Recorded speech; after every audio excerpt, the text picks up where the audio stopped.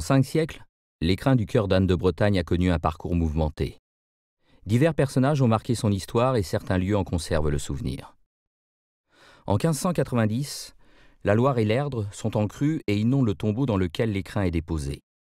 Les carmes assistés des bourgeois de Nantes ouvrent le tombeau et découvrent au fond de l'eau une boîte métallique, comme en témoigne un document d'archives. Une fois ouverte, elle laisse voir le cœur d'Anne, la reine duchesse.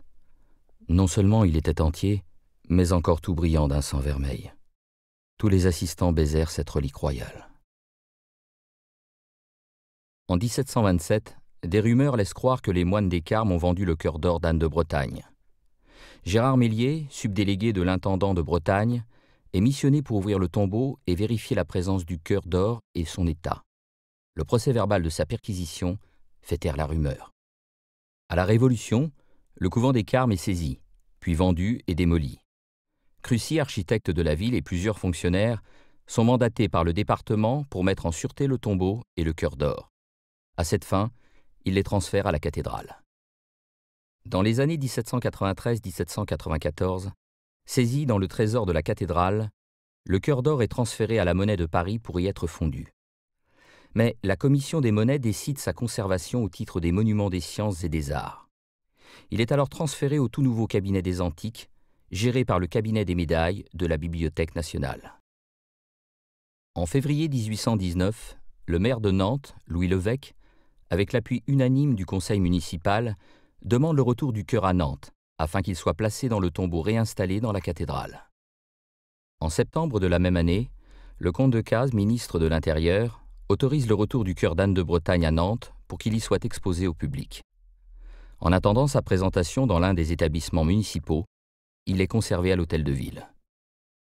En 1886, le cœur n'étant toujours pas présenté au public, le président de la Société française d'archéologie invite le maire de Nantes à le confier à Pitre de l'île du Dreneuc afin qu'il trouve sa place parmi les œuvres du musée départemental d'archéologie, alors exposées à la chapelle de l'Oratoire.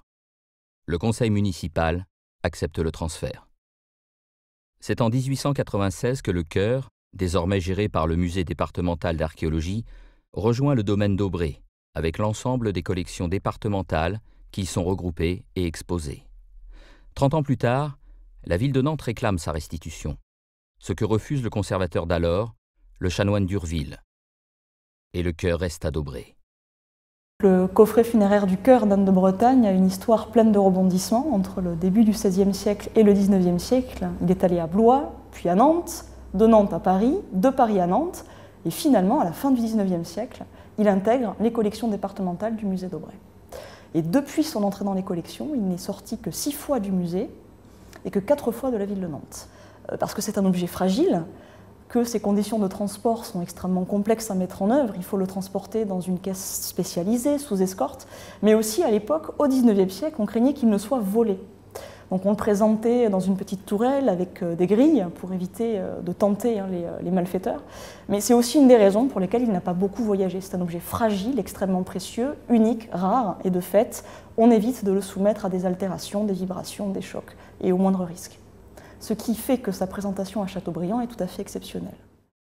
Le musée d'Aubrée aujourd'hui est au centre d'un réseau qui fédère les sites patrimoniaux qui sont propriétés du département de Loire-Atlantique. Châteaubriand est un château qui appartient au département et qui est aujourd'hui géré dans un service mutualisé avec le musée d'Aubrée. Dans ce contexte, le musée d'Aubrée développe, autour de grands patrimoines de Loire-Atlantique, un important programme d'exposition temporaire. En 2013, nous avons ouvert Sortie de boîte, une exposition sur les collections du musée à Châteaubriand.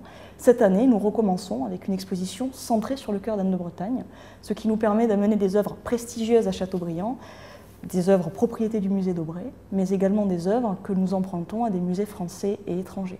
Donc c'est une dynamique globale à l'échelle du territoire départemental où nous diffusons les collections vers les publics, qu'ils se trouvent dans le nord du département ou au sud du département avec Clisson.